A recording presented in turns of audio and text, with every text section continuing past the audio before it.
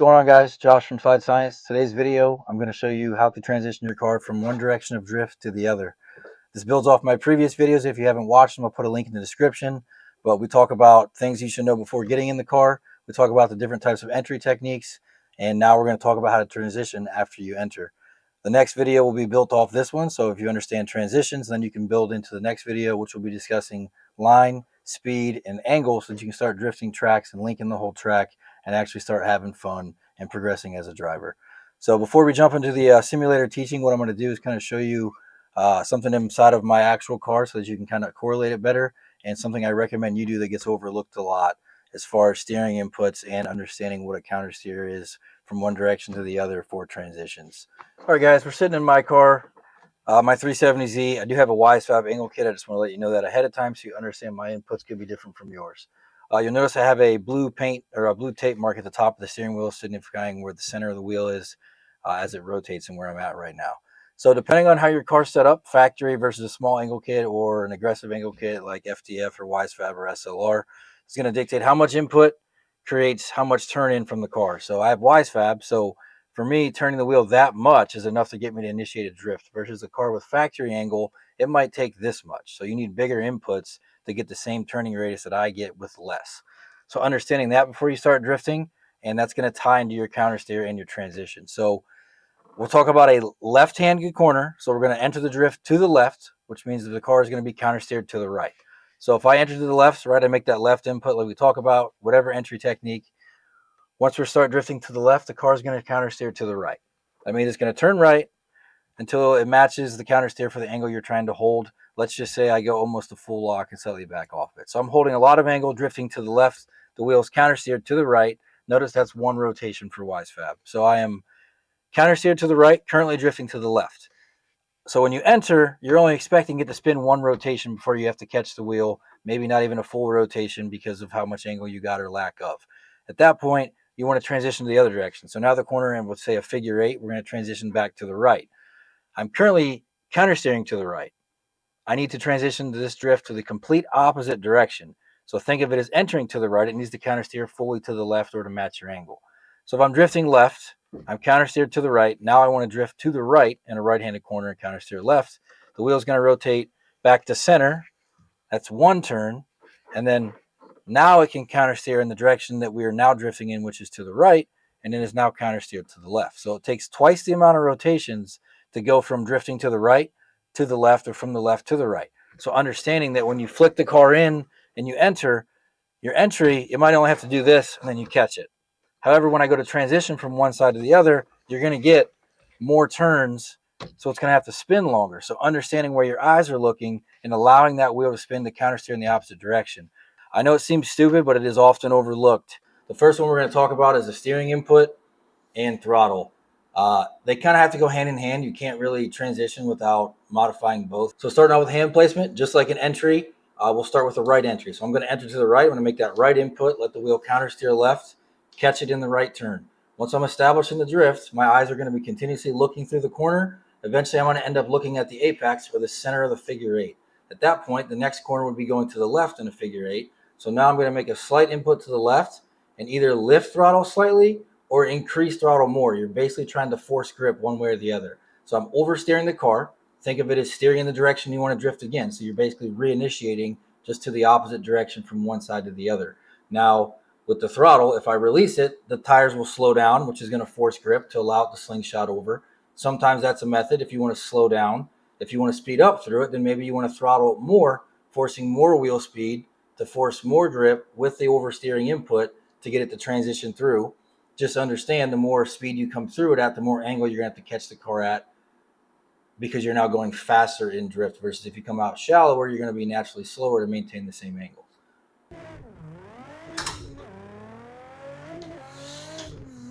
All right, we're establishing the right, so I know next is left, so all I'm going to do is make a left input, kind of throttle it over, release, catch it, and then the same thing. I'm going to go back to the right now, modulating the throttle, look right, steer right, let it counter steer and modulate the throttle as necessary, and continue drifting.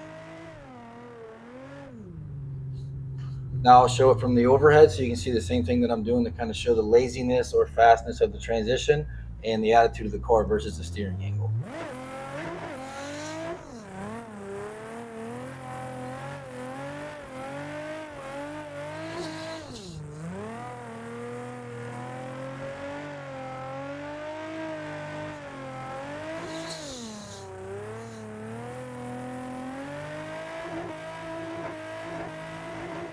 All right, the next one we're going to talk about is the clutch kick. So just like the entry technique of the clutch kick, it's going to be a lot more aggressive. It's going to allow you to snap harder on a transition, and it allows you to put the power down quicker. So if you clutch kick it to get it to transition over, wheel speed picks up. You're forcing that car to rotate faster. Just understand that it's going to be a snappier. So the wheel's going to spin probably a lot quicker to get countersteer the other direction.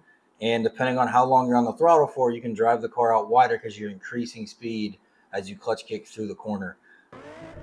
All right, entering left. So all I'm going to do a clutch kick entry as well. Clutch kick to the left. We're drifting left. The first one's going to be right. So I'm going to look right. I'm going to oversteer right and clutch kick it at the same time. You can see I came in a lot sharper because I had a lot more angle and it snapped quicker. Clutch kick it over. I'm already a lot more angle quicker on this transition because I'm snapping faster. Depending on how long I hold the throttle for, it's going to kind of dictate how much angle I get out of it. But if you notice, I'm pretty much coming up to the apexes now because I'm holding the throttle longer and getting more angle sooner with that transition. So it works great. It's going to build on our tandem video, and it's going to be great for those sharp corners when we start getting to line. So now I'll just do one without talking so you guys can just see what I'm doing and kind of correlate the inputs.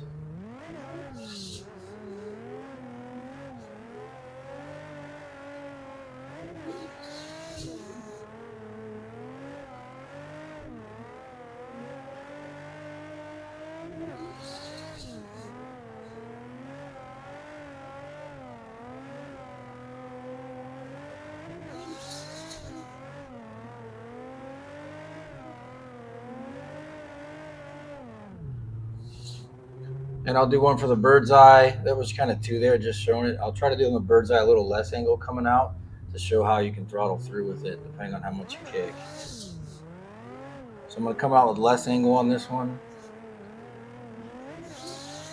But if I kick it, now I can still come tighten up to that inner clip because I'm snapping that rate the angle faster. And I'll do it one more time back to the right. So coming out shallower.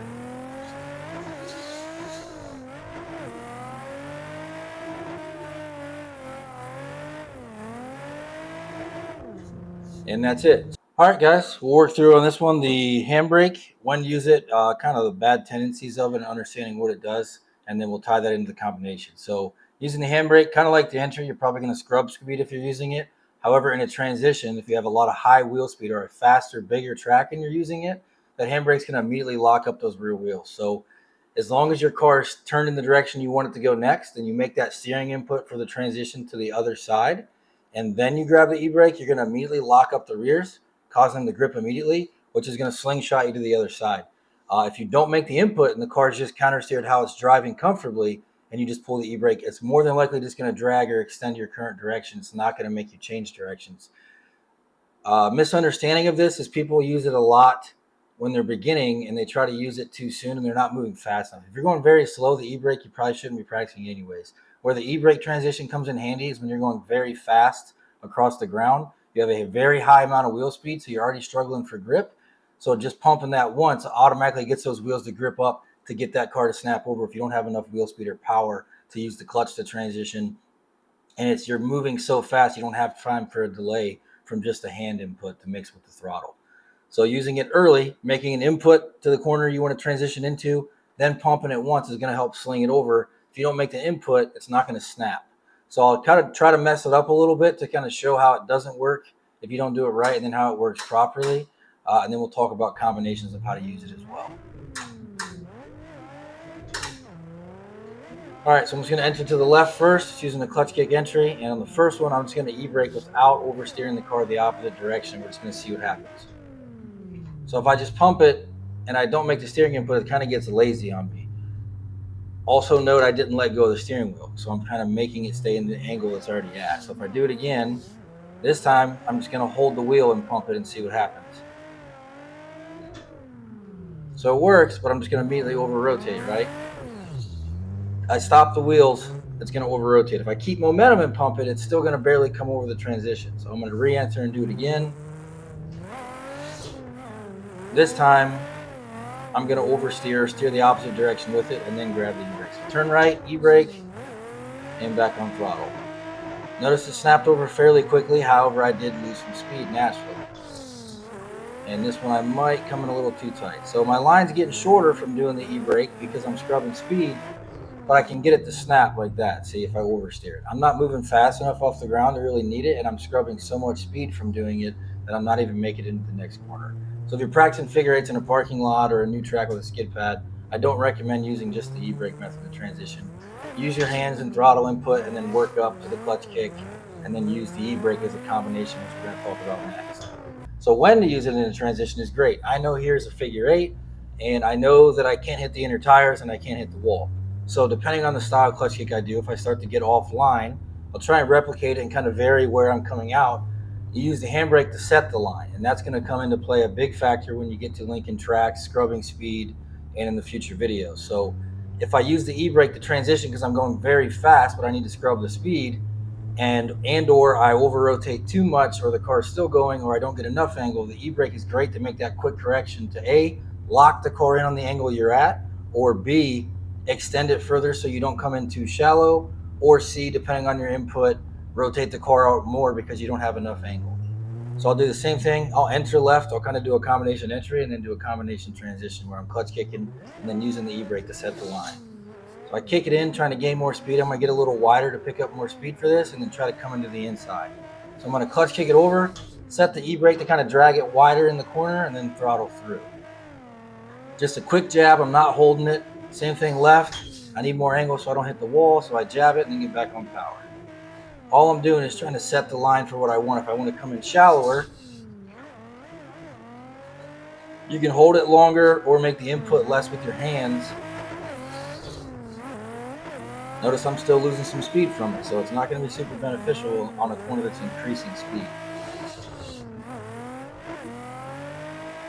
And you see how much tighter I came into the inner clip on that one, just by kind of pumping it and letting it get the angle sooner to tighten up that drift and scrub off a little bit of speed. So I can hug the inner clip if I time it right, pull it, and then now I have so much angle I can come across that inner clip how I'm trying to do to get it closer using the handbrake input.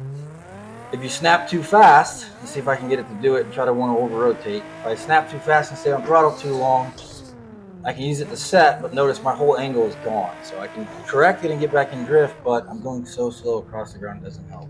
All right, guys, a little bigger track here. So what I'm going to do on this one, I'll give you a quick layout real quick. I'm just going to demonstrate the three different types. I'll use the combo, the clutch kick, steering, and throttle inputs, and the handbrake by itself. So they're left and right. So you're going to notice there's outer zones. I'm going to try not to left foot brake and be consistent on where I transition at, and just let the car kind of drive where it wants to and not make a lot of inputs to just show how the different transitions are affecting it. So there's a white box off the nose of the car. I'm going to use that for my rear end coming through to the left and for my nose coming through to the right. So that's kind of the general concept of what I'm going to do, just so you can see it. And I'll show all this from the bird's eye view. So the first one, I'm just going to use throttle and hand inputs. There's that box. And you notice I'm coming about midway, and now we're finally getting out. I'm not making a lot of correction. I'm just driving the car. Now I'm going to come back through with my nose on the box and steering input the other way. Comes out wide early, and then it kind of falls out, and then I'm floating back out wide towards the other way. So kind of like a late apex with that here. Now this time I'm going to clutch kick it through it. There's the box. Picked up a lot of speed, so you notice I had to kind of scrub some, but we can stay out more. So I'm going to do it again the other direction. Coming through with the nose, snap it over with the clutch kick, and now I can drive it out. And now I'm going to use a combination of clutch kick and the handbrake to get through it. So clutch kick, e-brake to extend out wider sooner. I would left foot brake here if we talked about it, but I would stay out in that zone longer to kind of make up for scrubbing that speed off with that e-brake. And then one more, clutch kick, e-brake to set the line, and driving it out to the wall. And about right here, I start touching the left foot brake. And that's it. All right, guys, that wraps up the video on transitions. I hope you guys learned something from this video. I know these are kind of the basics, so if you're more advanced, they're not fun, but hopefully you still pick something up that you might not have known before. It can help you help somebody else out at the track.